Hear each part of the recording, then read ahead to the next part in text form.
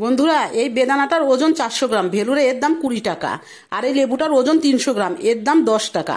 এবার তোমরা বলো আমাদের ওখানে কত দাম হতে পারে। এইটা তোমাদের আজ কেটে দেখাবো।